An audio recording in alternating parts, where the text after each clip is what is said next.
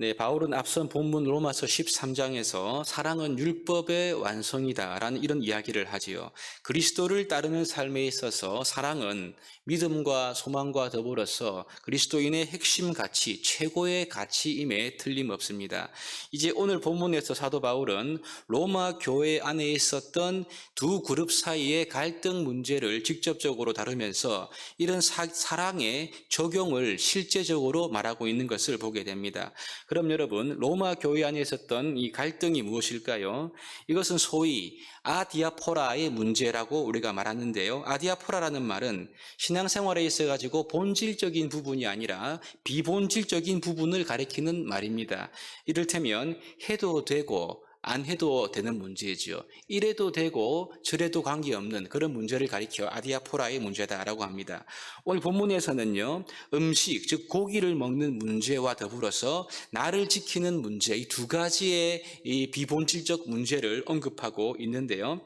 오늘 본문을 살펴보려면 우선 우리가 로마 교회의 배경을 이해할 필요가 있습니다.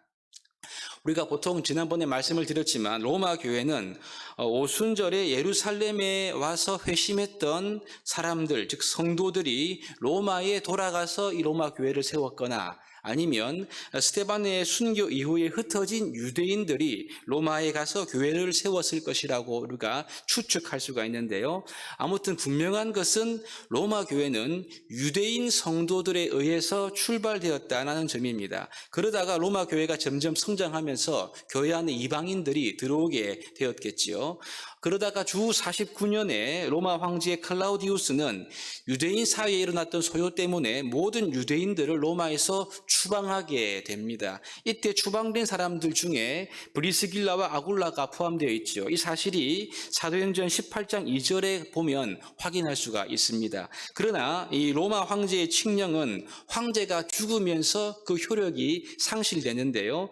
주 54년에 클라우디우스가 죽고 네로가 황제로 올라가게 됩니다. 그때 국외로 추방되었던 이 유대인들, 특별히 유대인 그리스도인들도 다시 로마로 돌아오게 되지요. 이때 브리스길라와 아굴라도 로마로 복귀하게 되었습니다. 그래서 바울은 로마서 마지막 장에서 이 브리스길라와 아굴라에 대한 문안도 말씀하고 있지요.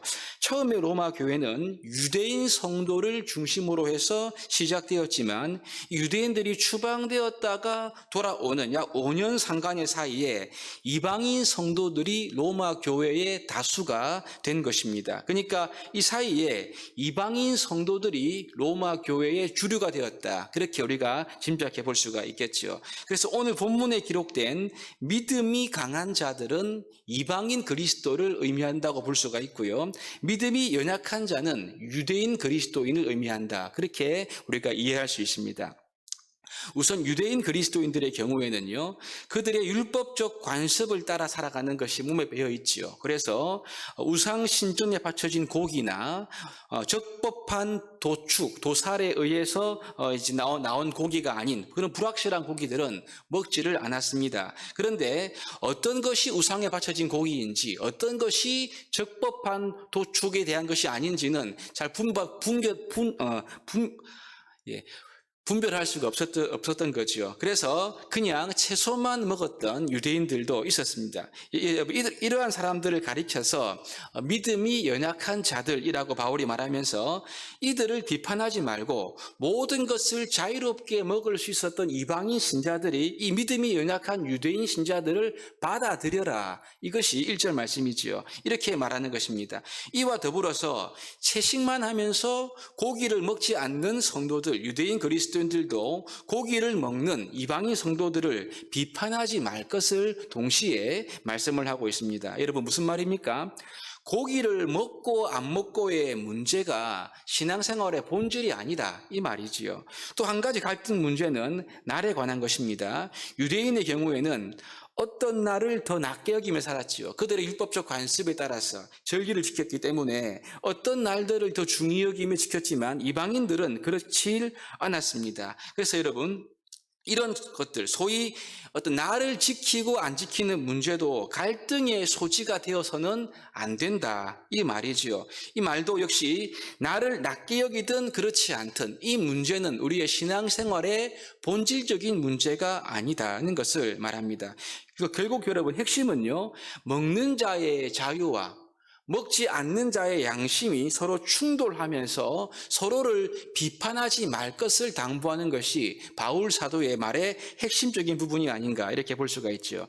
이렇게 말하는 이유는요, 믿음이 약한 자도 혹은 믿음이 강한 자도 그들이 어떤 식으로 하나님을 섬기든지 간에 그들 모두 주님께서 받아주셨기 때문에 결국은 주인이 하나님이라는 거죠. 그러니까 내가 믿음이 약하든 강하든 이런 비본질적인 문제로 하나님이 주인이시고 하나님이 받으신 사람들을 내가 함부로 판단하거나 비판할 수 있는 자격이 내게 없다. 이것을 사도 바울이 말하고 있는 것입니다. 결국 이 바울의 권면은 이 두 그룹 중 어느 한편에 서 있는 것이 아니고요. 두 그룹을 다 향하고 있는 것이지요. 그 핵심은 서로 비판하거나 업신여겨서는 안 된다. 이것을 말하고 있습니다. 한마디로 서로 사랑할 것을 강조하고 있는 거죠. 여러분, 이들이 반복하고 있는 갈등의 영역은 신앙의 본질적인 부분이 아니라 비본질적인 영역에 해당되는 것입니다. 아디아포라의 영역이지요. 해도 되고 안 해도 되는 것입니다. 이래도 되고 저래도 관계없는 것이죠. 그래서 각각 자기의 양심을 따라서 확정할 필요가 있는 것이고 이것은 남에게 강요할 수 있는 것이 아니지요. 우리가 보통 부탁을 했는데 남이 거절했을 때 내 기분이 나쁘면요, 내가 남에게 모양은 부탁이지만 강요인 것이죠. 이 강요하게 되면 서로가 마음이 불편하게 되고 내 말을 안 듣는 것 때문에 기분이 상하고 비판과 업신여김으로 이어질 수가 있는 거죠. 바울이 지금 말하는 대로 우리가 주를 위한 사람이라고 한다면, 살아도 주를 위하여 죽어도 주를 위한 그런 사람이라면요, 무슨 말입니까? 우리가 확실한 하나님의 소유라고 한다면 주님이 주인이시고 우리가 그분의 종이기 때문에 나와 이 비본질적인 부분에 대한 견해가 조금 다르다고 해서 같은 본질, 즉 예수 그리스도에 대한 동일한 믿음을 가지고 있는 형제와 자매들을 쉽게 비판하거나 업신여길 수 있는 태도를 결코 취할 수 없다. 이것이 지금 바울이 강조하고 있는 바입니다. 고기를 먹고 안 먹고가 죄가 아니라는 것입니다. 나를 중히 여기고 그렇지 않는 것이 죄가 아니라는 거죠. 이런 비본질적인 문제 때문에 결국 서로를 비방하고 비판하면서 업신여기는 태도가 더 심각한 문제이고 더 큰 죄다라는 말입니다. 오늘날 교회에도 이런 문제들이 있지요. 교회가 항상 이런 아디아포라의 문제 때문에 분쟁을 겪고 어려운 경우가 많았습니다. 우리가 이 본질의 문제에 대해서는요, 분명한 입장을 가져야 하지요. 하지만 비본질적인 문제에 대해서는 서로를 향한 사랑과 관용의 태도가 매우 중요합니다. 오늘 우리 가운데 아디아포라 영역이 무엇일까요? 이런 것들이 있죠. 예배를 드릴 때 피아노를 쓸 것인가, 드럼을 쓸 것인가, 쓰지 않을 것인가, 이런 문제일 수 있습니다. 강대상의 위치를 중앙에 놓을 것인가, 양쪽에 놓을 것인가, 커튼 색깔을 하얀색으로 할 것인가, 붉은색으로 할 것인가, 교회 점심을 국수로 할 것인가, 밥으로 할 것인가, 이런 문제들이라고 우리가 볼 수가 있겠지요. 이와 같은 문제들에 있어가지고 내 뜻대로 안 된다고 해서 우리가 막 화를 내고요, 상대방을 비난하고 정죄하고 업신여긴다면 이런 태도는 그리스도를 믿는 성도들로서 합당한 것이 아니다. 이것이 지금 바울의 강조점이 아니겠습니까? 10절에 보면 이 바울의 강조점이 분명히 기록되어 있습니다. 네가 어찌하여 네 형제를 비판하느냐? 어찌하여 네 형제를 업신여기느냐? 우리가 다 하나님의 심판대 앞에 설 것이다. 이렇게 바울이 말하는 거죠. 우리가 정말 주를 위한 사람, 하나님을 위한 사람이라면요, 교회 안에서 혹은 가정에서 아주 사소한 문제로 의견 차이가 있을 때 이 의견이 아무리 나와 생각이 맞지 않아도 나와 맞지 않는 사람들, 나와 의견이 다른 사람들에게 우리가 대할 수 있는 최소한의 태도는요, 비난이나 비판, 업신여김의 태도가 되어서는 안 된다는 것을 기억해야 할 것입니다. 우리 신앙생활과 인간관계는요, 아주 큰 문제가 아니라 굉장히 비본질적인 문제에서 사소한 입장 차이에서 우리가 이런 문제들이 생길 때가 많지요. 생각의 차이, 의견의 차이에서 시작될 여지가 되게 많습니다.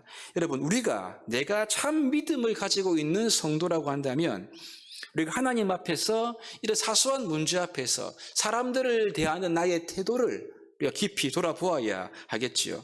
나와 생각이 다른 사람들을 쉽게 비판하고 흥분하진 않는지 돌아보아야 합니다. 다른 지체들을 업신여기는 마음과 태도를 가지고 있지 않는지 돌아보아야 하겠지요. 이런 것들이 있다면 우리가 주님 안에서 버려야 할 것들인 것입니다. 사랑은 율법의 완성이지요.